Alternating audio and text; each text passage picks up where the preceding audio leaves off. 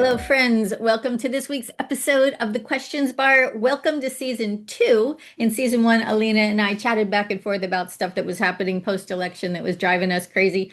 Her on the East Coast in LA, me here based outside of Washington, D.C.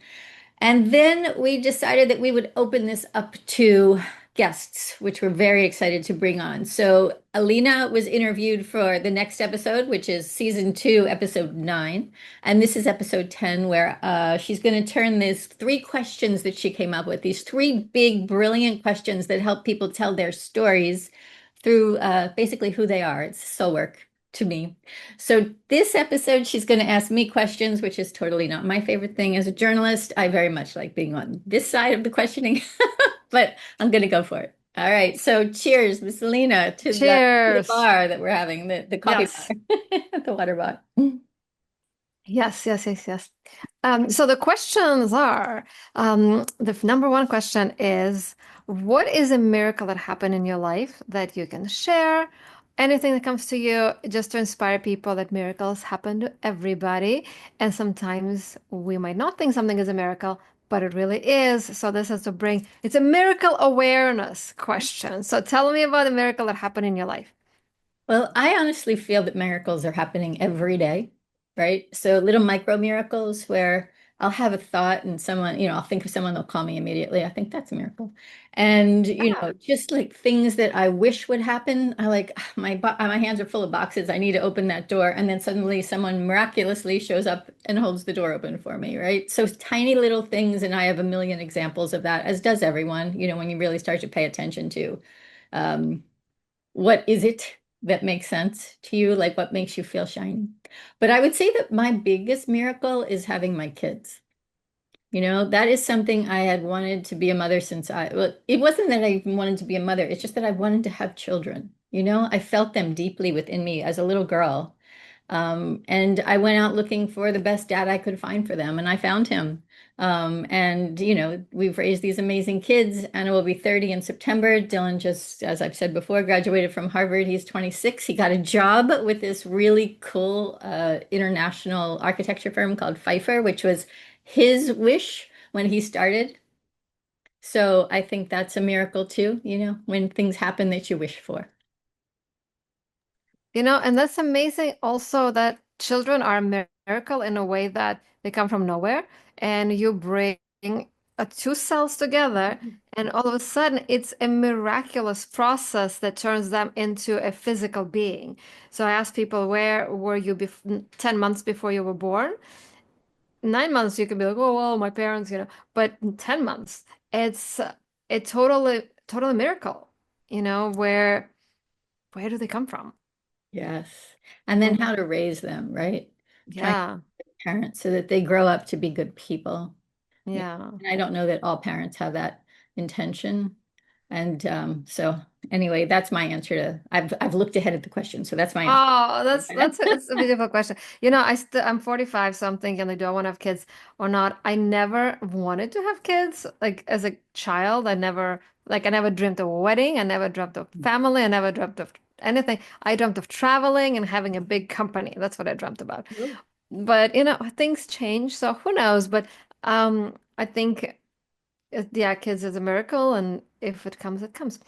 So question number two is, how do you love yourself when you don't really like yourself, when you don't feel good, where you don't think you've accomplished things, or just when you feel like on the bottom, when you feel on your rock bottom, how do you love yourself?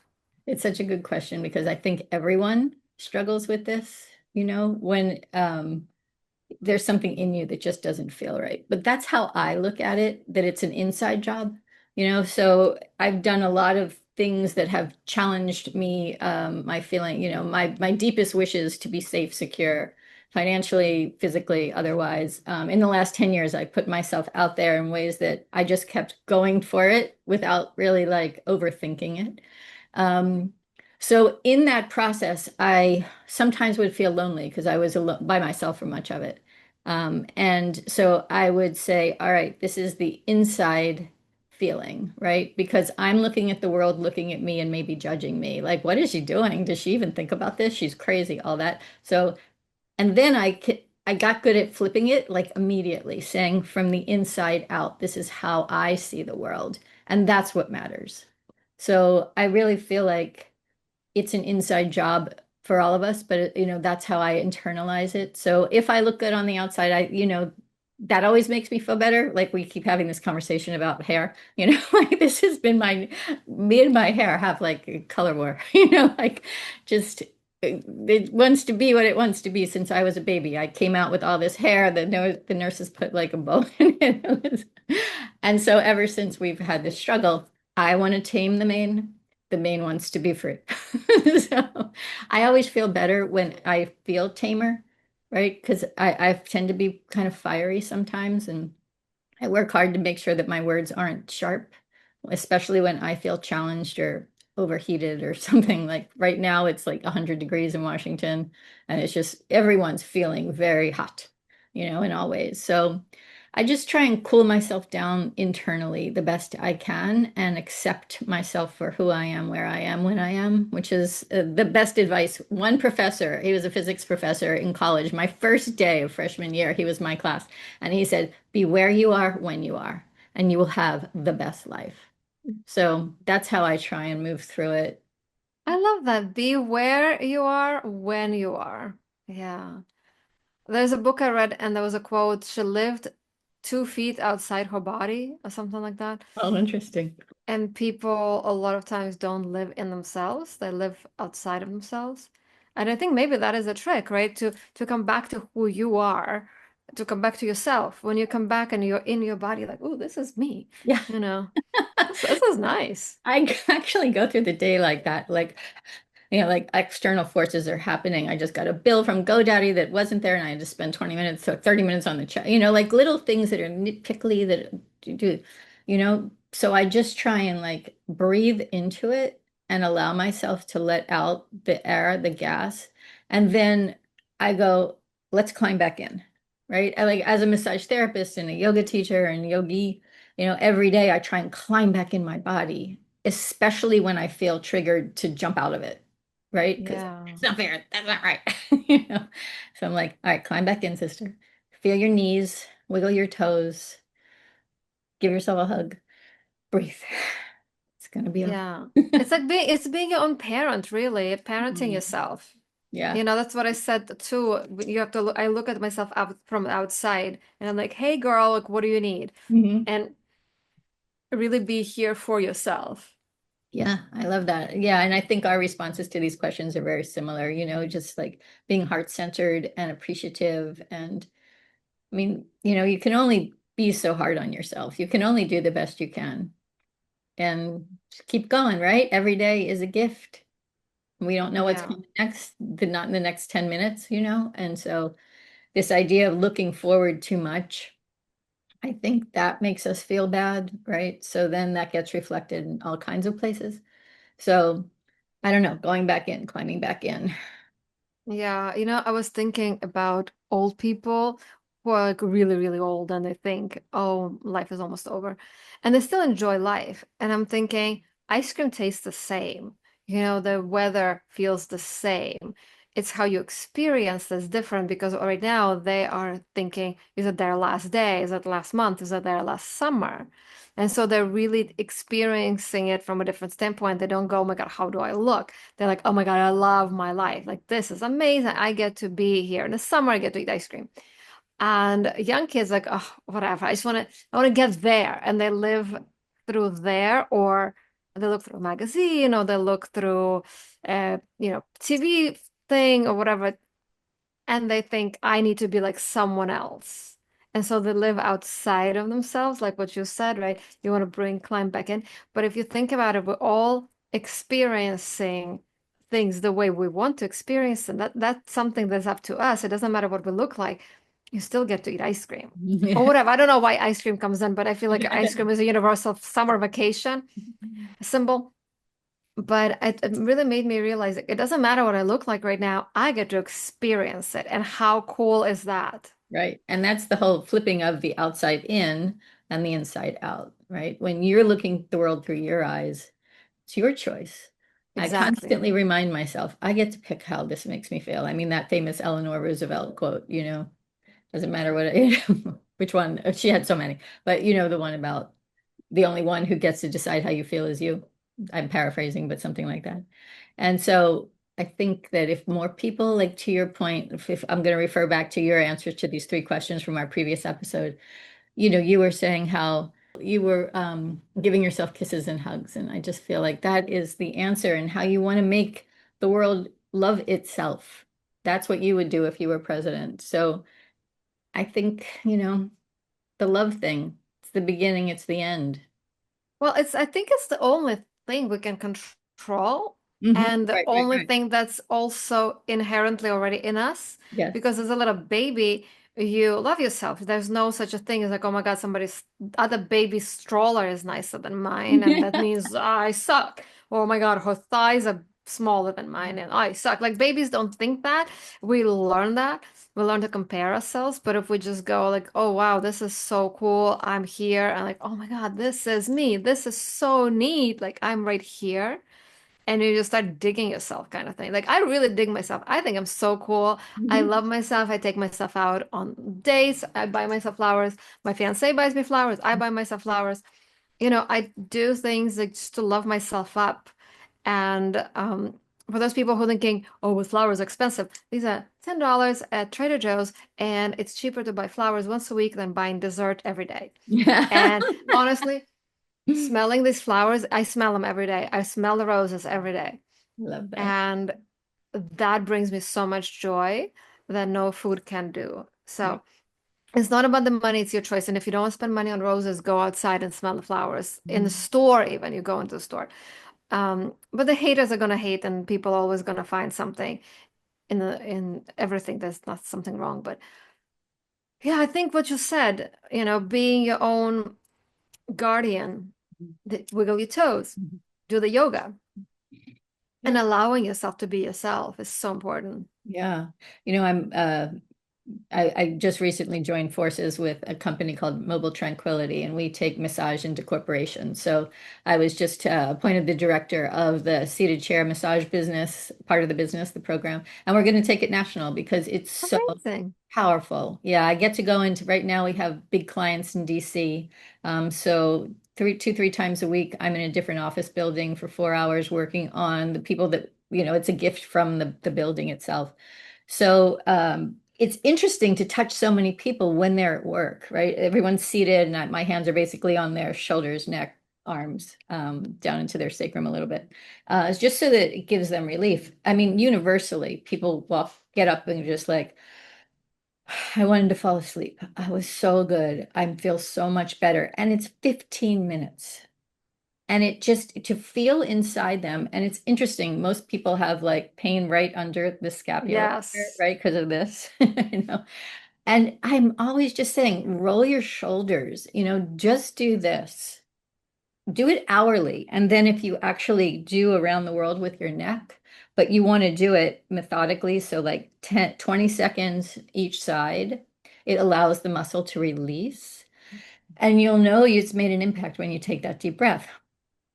It is amazing how few people even know to do that or take the time to be in their bodies. We take ourselves for granted. We don't embrace that. Even if we're in pain, we'll go seek, help outside, which, often is an option and possibly better.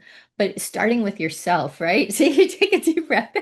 Like, It's yeah, when I amazing, right? relax, you start, falling asleep and Yeah, yeah. yawning. It shows us how exhausted we all are, how much, and if we can go back to your thing about self-love, just love yourself all the time. And then you'll start to feel better and you'll be nicer and it'll radiate and ripple out. So, Yeah. okay, little massage tip of the day. Yeah, no, and massage yourself. I have this thing with the rollers, and when I watch movies, I just lay my Yeah. neck on it, and then sometimes I'll put it under my legs and have it massage my calves, and it's such a like it makes such a difference. It's little things that make a difference because we think the other way around. We think the little bad things can make a difference. Like something happened that was bad for 5 minutes, and then all of a sudden I had a bad day. But think about the good thing that happened for 5 minutes. It's like when you sleep with a mosquito, right? Like, don't tell me that little things cannot make a big difference. Try sleeping with a mosquito at night. A little tiny mosquito can make a huge difference, but what about the other way around? What about making good difference? What about loving ourselves and looking yourself in the mirror and be like, "Damn, girl, how you doing?" And it's not about beauty because like I don't think I'm conventionally like model type person, but I love myself. I'm cute. I think I'm pretty for me, and that's good enough. Like I enjoy looking at myself, and that's good enough. And when you start, and that's why like we talk about different things and complement each other because you talk about inside more, I talk about outside because outside for me is easier to change. Even though my clients would go deep, deep, deep inside, and you have to go inside. But I do the gateway drugs kind of thing where the outside is the gateway drug. But if you dress yourself up, like I dress myself up, if I look shitty, if I feel shitty, I'll dress myself up in something that makes me feel so sexy and good. And I'll put makeup or not put makeup or whatever, but just make myself look good. And all of a sudden, I'm like, ooh, I feel good. And then I can go deeper. So it's anybody gets to choose. You can go in deep right away, or you can go on the shallow end and go in Mhm. deep later. It's your choice. It's a pool. There's two ends. Exactly. It's the Yeah. same water. It's a reflection. The outside will always be the reflection of the inside. And you can, if you work with one, it will change the other. If you work with the other, it will change the one. But it's so important to be happy because, I talk about it a lot that it's weird that death is a big motivator for me because we're all going to die. Like literally every single person will die. Will die. Like that is one thing that's guaranteed. When we'll die, we don't know, but enjoying being alive right now. Like, oh my God, we are alive. How amazing is this to be alive? Like, what a trip it is to be like, oh my God, like Mhm. this, I have hands. Like, this is Mhm. so amazing. I saw this woman, she had sepsis and she lost her legs and arms. And the day before she got sepsis, she didn't know.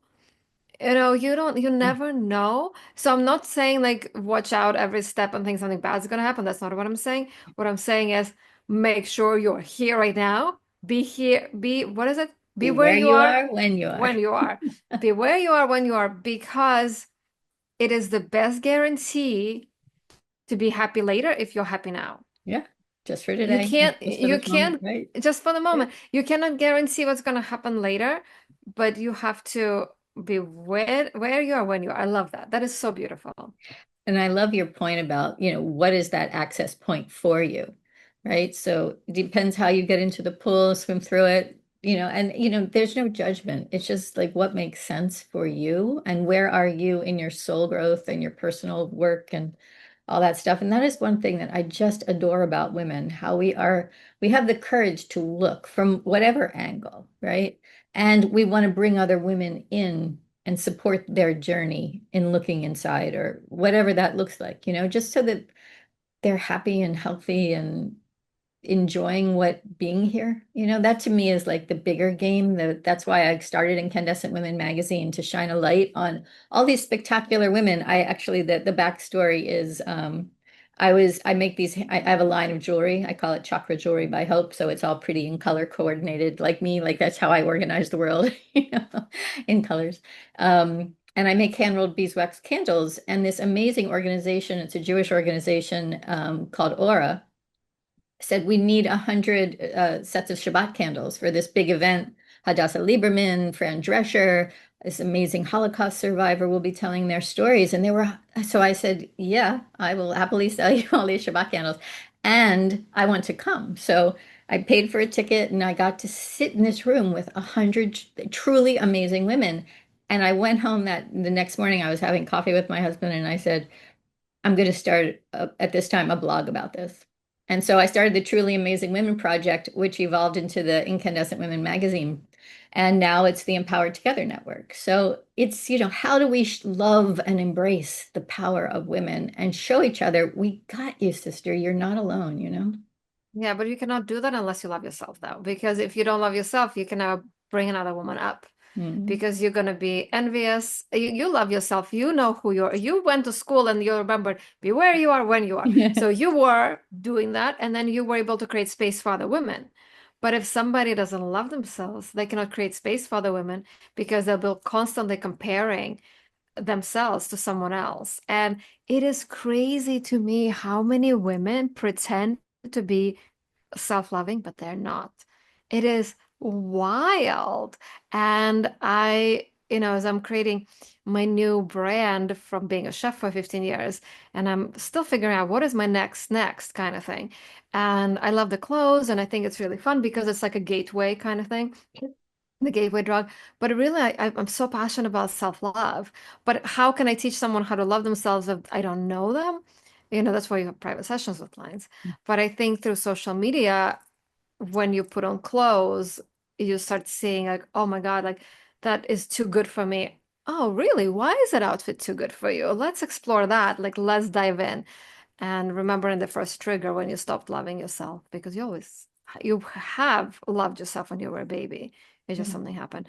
But I'm definitely very passionate about it because you cannot survive, you cannot support, you cannot create if you don't love yourself. You just can't. It's going to be destructive, and it's going to be, people are going to know it. Yeah. And No, and you're right. You're right. You're right. it also, what saddens me is that there are so many social media influencers that don't love themselves, and then they teach other people how to go and do things, and I'm thinking that is blind leading the blind. So I'd love to work with coaches who have a big following, or influencers who have a big following, so they can influence their following. And I see things, blossoming. I have a client who has a huge following, and she's posting about how she's loving herself and how she's strong, and I'm like, yes, that's what I want to see. So Yeah. anyway, Good coaching. it's not about me, but tell me about, if you were, third question, if you were the president of this country, what is the first thing you would do? I think it goes back to, well, I know it goes back to my first response. I would educate small children to not like to your point, to love themselves. Um, I this is how I parented my kids. I felt like I was in their skin. I'm like, what are you feeling? Who are you? How can we bring this out so that you get to be the most spectacular person that you are, that you came into this world to be? You can make different choices, and I will support you in whatever that is. But let's just see who you are and how we can do this together. So both my kids went on the paths that were similar but very different. They're very different humans. I adore them both because they're just such good people.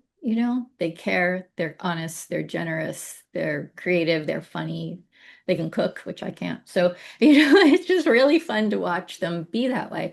And I would be on a mission to share that with everyone because then you have, when you teach, then you become, right? So Yeah. if we teach parents to love their kids in this spectacular way, then they start to love themselves, right? So it kind of gets to it. And the only thing that I can do now, because I'm not a president of the United States, nor would I necessarily want to be, because that seems like a terrible job. But I'm starting Incandescent Kids magazine to be the change I wish to see in the world. So this is a project where I've been working at it, chipping at it since 2018 when I had an experience that made me say this, I need to create this third online magazine. So Incandescent Women, Be Incandescent is our health and wellness business magazine. And now Incandescent Kids will teach kids to think critically like a reporter. No AI, which I have a zillion thoughts about how that's the end of humanity, especially in the creative realm. Um, and they need to triple source things. They need, so they'll get an assignment. Their parents will pay for the package. So it'll be super affordable. And then we will publish their article. We'll walk them through the whole thing. And I want to do it pretty much K to 20 to college, through college, I and love have that. college kids work with high school kids, work with middle school kids, and then elementary school kids. We just want to see what they're thinking and feeling because it's usually so incredibly honest. And there'll be a teaching component to it in addition to the journalism. It'll be, articles and all kinds of journalistic things, photos, videos, illustrations, games, puzzles, whatever the kids want to do to play with this. I want it to be international. I want to have them have a pen pal network. What's it like to live in France? What's it like to live in India? What's it like to live all over in Antarctica? And talk to them each other, and there'll be a place for them to write resumes, to get internships. And it's really this whole school of just just self-love, right? I So love that. That's thanks the for answer, right? For you too. It's all self-love. It's all joy. I mean, honestly, we all want to be happy, right? Like at the end of making million, gazillion, bazillion dollars, we all just want to be happy. But you can never be happy if you don't love yourself. So there you go. yes, yes, yes, yes. And then you can make others happy, which also makes you feel happy. And then it's just this Exactly. positive feedback loop. Exactly. And just to clarify, we're not talking about selfish self-love where like all about me and this is just me. No, self-love is about I love myself so much. I am a person and I care about myself and I'm full with my own love. And because I'm full with my own love, I want to help other people and I want to do things for other people. It's not about me competition. That's a big distinction. Yes. Because some people might not see self-love. Some people say, I love myself so much, and they're just really selfish people. And that's not what we're talking about. Yeah, it gets complicated. Yeah, it's self-full. I call it self-full. You have Mm, to have yourself full so that you can share with others and not just keep. Because if you keep, here's the distinction between selfishness and self-fullness is when you are selfish, you keep giving yourself more because it's never enough. You can never be full because you don't love yourself mm, fully. But when you're self-full, you love yourself enough. You're like, wow, I love myself. I want to share this with others. I want to give to others. I want to share this experience of joy. There is enoughness. If there is not enough, you don't love yourself. ah, beautifully said. I think that's for me, that is my way of defining and having a distinction for them. Yeah, no, that's amazing. Yeah, so that's what we're here about on the questions bar, asking these big questions, having conversation, unpacking them, and sharing stories about everyone with everyone, right? You know what would be fun? Just to throw it out, Yes. what if we open it up to anybody who wants to be a part of the podcast to come on, not as a guest that we interview, but what if they are a woman who wants to learn how to love herself Oh, and we can help her directly? I think you just birthed season three. I mean, really, like I really want to help people. Genuinely want to help women fall in love with themselves. It's like a dating show, but dating yourself. Oh, cool. All right, let's do that for season three. Why not? I Let's love it. see, open it, and if anybody's interested, because I don't want to put people on the spot either, because some people might feel they don't want to share Vulnerable. their identity. So they can ask us questions and say, hey, how do I love myself in this my Well, then we situation? can And we just talk make it a about it. podcast, Yes. Yeah, all right, all right. So We'll see. you just came to a questions bar meeting. Thank you. Yeah, we'll see. I mean, I this question bar started because we just like talking to each other. We were making each other feel better. So we thought, why not have it as an audio for other people to listen to and eavesdrop. So if it evolves to something else, that will be another miracle, right? Because what if, oh my God, what if I'm going to paint a miracle? What if this election was a miracle in the way it brought us together, that we developed this podcast that created self-love all around the world? Ooh, there you go. And Another everybody, miracle. 10 years from now, 5 years from now, a year from now, everybody's happy and loving themselves and loving each other. And it's because of us, because of the election, because of what we created. It's a possibility. It is a possibility. I like the world of possibilities. Endless. All Yeah. right. Well, welcome to season two of the questions bar. In the last episode, you had Alina answering these questions, and now I am here, Hope Katz Gibbs here in Washington, D.C., chatting with you all about sort of how I see the world. I'm trying to make it a better place. Yes. All right. Well, thank you, girlfriend. Here to the questions bar. Yes, yes, There's a yes. cup of coffee and a cool Klimt mug. And we will see you all next week. Next week's episode will feature Stun Gun Jen.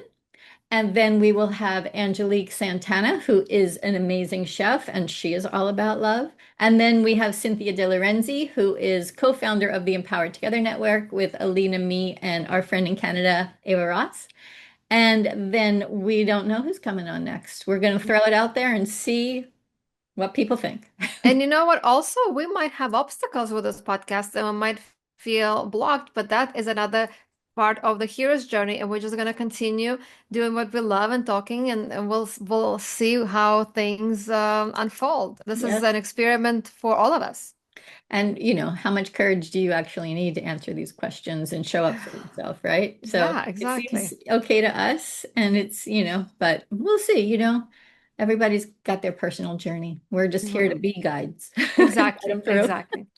All right, Yay. beautiful Alina. Thank you so much for your time and your thoughtful questions that you've Thank created you. for the questions bar. Thank you to our audience. We will see you again next week. Be well, stay safe, keep the peace, keep the faith.